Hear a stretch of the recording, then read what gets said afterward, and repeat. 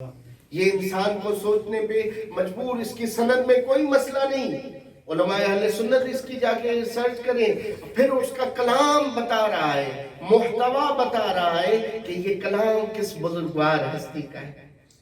یہ ہمیں سوچنے پہ مجبور کرتا ہے کہ آخر ایسی نوبت آئی کیوں کہ جو فرماتی تھی کہ عورت کے لیے سب سے بہترین چیز یہ ہے کہ نہ وہ کسی مرد کو دیکھے نہ مرد اسے دیکھے، یہ مجبور ہوئی کیوں اتنی؟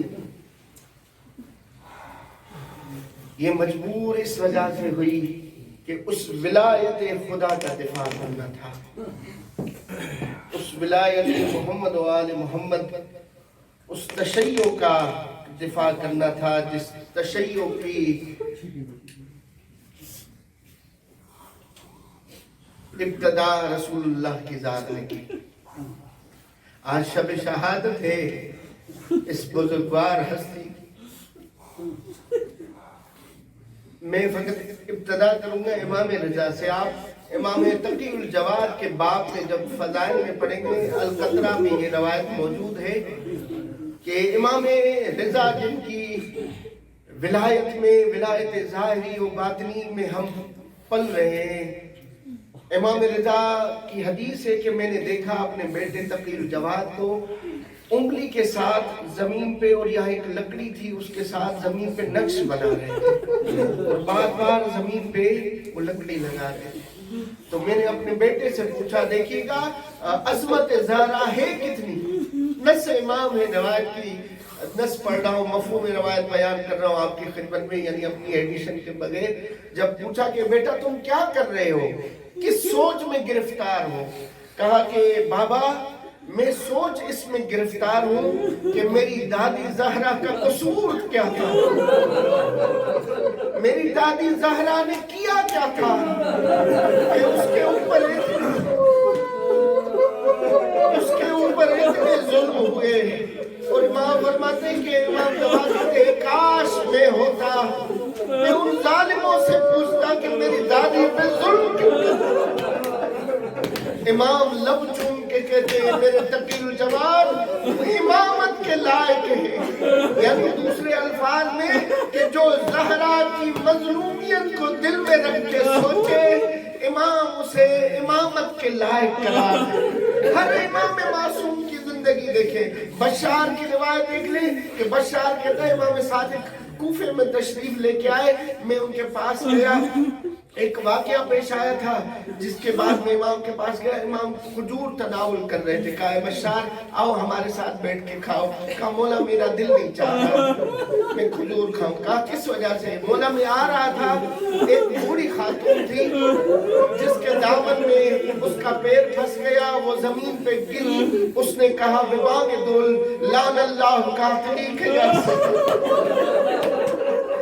سیدہ تیرے قاتلوں پہ لعنت کرے۔ اسے حکومت کے کارمند لوگ سپاہی لے کے چلے گئے، میں اس عورت کی وجہ سے پریشان ہوں۔ جیسے یہ بات سنی تو مولا کھجور کھا رہے تھے، کھجور رکھ لی، بشار کہتا ہے امام کو میں نے دیکھا اتنا روئے کہ ان کی داڑھی سینہ بھیگ گیا۔ امام رو رو کے پھر وہ تفصیلیں کہ چلو دعا کرتے ہیں اس مظلومہ کے لیے، امام کہتے ہیں اسے خدا نے آزاد کروا دیا ہے۔ فقط یہ غور کریں کہ کسی بوڑھی خاتون اگر سیدہ کے قاتلوں کے اوپر لعنت کرتی ہے تو اس خاتون کی مظلومیت کو سن کے امام رو پڑتے ہیں۔ خدا جانتے ہیں کہ جب رسول کی بیٹی کے گھر پہ آگ لگی تھی، اگر وہ وقت ہوتا امام صادق ہوتے، امام کیا کرتے؟ ہر امام معصوم کے دل کو جلانے والا یہ جس کی بارگاہ میں بیٹھے، ایک سچا واقعہ جو پڑھا تھا وقت میں شب شہادت میں کچھ زیادہ مسائل بننا چاہتا کہ دو شخص تھے آپس میں بھائی، ایک برے کام کرتا تھا، ایک اچھا آدمی تھا۔ آخر خلاصہ کر رہا ہوں، آپ جانتے ہیں کہ اس شخص نے کہا کہ تم اپنے برے کاموں سے ہاتھ اٹھا لو، کاموں سے نہیں چھوٹی جاتی یہ عادت، کہ اس عادت کو چھڑانے کے لیے میرے پاس ایک نسخہ ہے، میں تمہیں ایک ایسے حکیم के पास लेके चलता हूँ जिसकी ज़ियारत करने के बाद तुझसे ये बुरे काम छूट जाएंगे। कहा किसके पास लेके जाना है? कहा मशहद में मौजूद इमाम रज़ा के पास चलते हैं, उनसे दुआ करेंगे तेरी ये आदतें छूट जाएंगी। अब ये दोनों भाई ज़ियारत के लिए आते हैं। मशहद से भाई तकदीर इलाही, मशहद से बाहर उस बुरे भाई की मौत हो जाती है। अब ये जो मोमिन भाई था वो कहता है यहाँ तक आया है, क्यों ना अपने भाई की जिस्म को, उसकी नाश को मौला के हरम में लेके जाऊं। आप जानते हैं पहले जो पुराने आप यहाँ आए, हरम में तवाफ कराया जाता था। हम जब इब्तिदा में आए थे 19-20 साल पहले, अब वो अपने भाई की नाश को लेके मौला के हरम का थोड़ा तवाफ कराने के बाद वो उसे दफन कर देता है। रात के वक्त वो देखता है कि उसका भाई बहुत बेहतरीन लिबास में आया हुआ है और बहुत अच्छे जेवरात पहने हुए। ये इससे कहता है कि तुम बहुत बुरे शख्स थे, गर्चे तुम्हारी कुछ अच्छी नेकियां भी होंगी मगर तुझे अपने गुनाहों की सजा नहीं मिली, तुम्हें इतना जल्दी ये मकाम मिल गया है।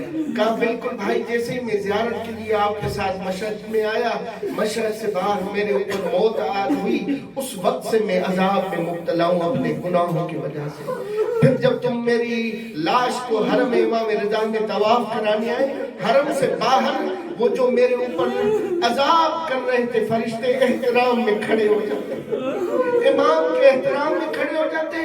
तुम मुझे ज़ियारत का तवाफ करा रहे हो, मैंने देखा एक शख्स नूरानी जो इस कब्र के ऊपर बैठा हुआ था।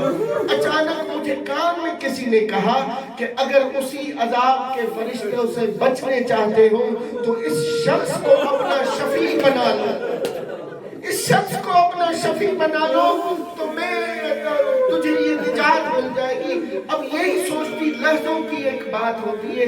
का एक लहजा गुजरा, मैंने कहा अब मैं इससे मुखातिब होके कैसे कहूँ, फकत मुझे ये जब बात ज़हन में आई, इमाम रज़ा अपनी दादी की टूटी हुई मछलियों को मुझे इस अज़ाब से बना दे। इमाम की आंखों से आंसू आए, मैं बाहर निकला, कोई अज़ाब का फरिश्ता नहीं था, मुझे ये कपड़े पहनाए। हर मासूम का दिल फटता था ज़हरा की मुसीबत, और हर मासूम का दिल। करबला बहुत सख्त है हमारे लिए। ला यौम का या अबा अब्दुल्लाह, तेरे दिन जैसा कोई दिन नहीं। मगर थोड़ी तशबीहात देख ले कि करबला और मदीने में तशबीहात मौजूद हैं। करबला में हुसैन के ऊपर जो जुल्म हुए उससे कहीं बदतर ज़हरा के ऊपर मदीने। करबला में जुल्म जो हुसैन मौला पे हुए उनमें से एक जुल्म ये कि हजरत सैयद शुहदा के नफीस जिस्म पे लोहे को उतारा गया। तलवार की ज़र्ब, नेज़े की ज़र्ब, तीर, ये सब लोहा है ना। जो लोहा हुसैन के जिस्म पे गया वही लोहा ज़हरा की बसरी। तभी आगा को पानी से पूछा गया क्या ज़हरा का सीना जख्मी हुआ था? तो कहने लगा लस्तु अदरी खबर अल मिस्मार सल सदरहा खज़ीनतल असरार। वो मुझे क्या पता कि उस तलवार की कीलों ने ज़हरा के सीने को मजरूह कितना किया। जाके उस अल्लाह के खजाने से पूछ लो कि जो अल्लाह के खजाने में बेवस्त। हुसैन ने तलवार की ज़रबे लोहे का ज़र्ब था ज़हरा के जिस्म पे भी। मगर कुछ इसी तरह देखिए, हुसैन ने लोगों की शमाजत, लोगों के फोश सुने। मक्तल पढ़कर मैं मिंबर पे ये तकाला नहीं करता ये अल्फाज बोल सकूं, मगर मैं जिसारत करता हूँ मौला से माफी चाहते हुए।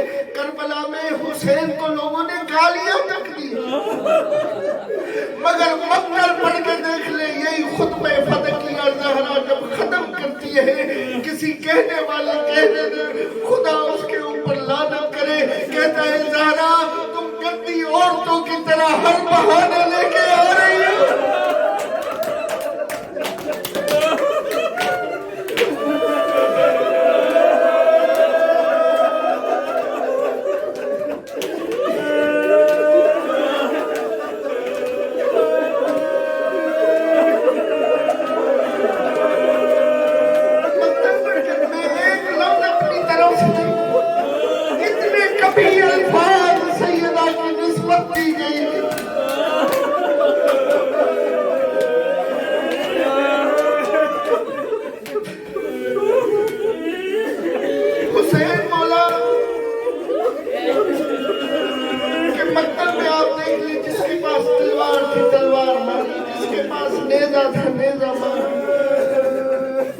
کے پاس کچھ نہیں تھا وہ حسین کے رخساروں پہ ظلم کرتا تھا. یہ حسین کا مسائب ہے. مدینے میں آپ دیکھ لیں, میں پھر بھی کہتا ہوں میں کھول کے پڑھنے کا عادی نہیں. ایک ظالم کے بیٹے نے یزید کے پاس جا کے یزید کو کہا کہ تو نے کربلا میں جو بھی ظلم کیا وہ چلو مردوں کے اوپر تھا, مگر سیدہ سادات کی مستورات کو قید بنا کے تو نے سادات کی مستورات پہ ظلم کیا, یہ میں برداشت نہیں کر سکتا. جب یہ بات کہیے تو وہ یزید کہتا ہے اس ظالم کے بیٹے کو کہ چلو میں تمہیں ایک خط دکھاتا ہوں جو تیرے باپ نے میرے باپ کو لکھا تھا. تیرے باپ نے میرے باپ کو لکھا تھا کہ ہم نے سیدہ پہ ظلم کس طرح سے کھائے تھے. طالب علم بیٹھے آپ سارے, میں فقط ایک لغت کی باپ کو کھولنا چاہتا ہوں. ایک جملہ کہ حسین کے اوپر تماچے لگے, ظلم ہوا. مدینے میں کیا ہوا؟ عربی زبان میں ضرب کو جب کسی چیز کو لگایا جائے اسے کہتے ہیں ضرب ہے. ضرب یعنی لگانا. اب اس کی کیفیت کتنی ہو یہ معلوم نہیں ہوتا. ایک دوسرا لفظ ہے جو اس ضرب کی شدت کو بیان کرتا ہے, اس لفظ کا نام ہے صفق. صاد فا قاف قلم. صفق یعنی ضربہ ضربن یسمع لہو صوت. زدنی کے صدائے زدن عام شنید شبد. ایسی ضرب لگانا جس کے لگانے کی آواز لوگوں تک پہنچے. یہ ضرب. اب وہ ظالم جب اسے خط دکھاتا ہے, علامہ مجلسی نے اسے نقل کیا ہے, اس ضرب کے اس خط میں یہ جملہ ملتا ہے, ذہن میں رکھیے گا. حسین پہ ظلم ہوئے. وہ ظالم کہتا ہے کہ جب سیدہ نے دروازے کے اوپر ہاتھ رکھ کے دروازہ کھولنا نہیں چاہ رہی تھی تو میں نے آگے بڑھ کے اپنے غلام قنفذ سے تلوار لی میان کے ساتھ سیدہ کے بازوؤں پہ ماری. اب آگے بڑھ کے وہ ظلم کیا کرتا ہے, وہ کہتا ہے فَصَفَقْتُ صَفْقَةً عَلَى خَدَّيْهَا مِنْ ظَاهِرِ الْخِوَارِ فَانْقَطَعَتْ قُرْطُهَا وَانْتَشَرَتْ عَلَى الْأَرْضِ. میں نے اپنی جاہلیت اپنی مردانگی میں فَصَفَقْتُ صَفْقَةً زہرا کے چہرے میں نے ایسا تماچا مارا اور جس کے مارنے کی آواز لوگوں نے سنی اور اتنا سخت تھا. فَانْقَطَعَتْ قُرْطُهَا اور زہرا کی بالیاں زمین پہ گر گئی اور زہرا بیٹھ گئی.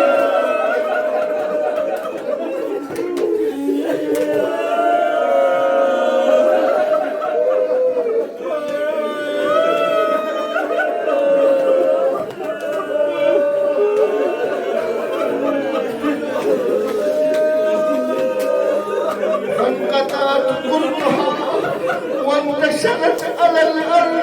اور جس طرح شور کے تماچے سے وہ بالی سکینہ کی بالیاں زمین پہ گر گئی تھی اور زہرا کی بالیاں زمین پہ گر جاتی ہے اور زہرا کو تماچے مارے گئے اور زہرا رو کے پکارتی تھی بابا میرے اوپر ایسے ظلم آئے کہ دلوں پہ پڑتے وہ راتوں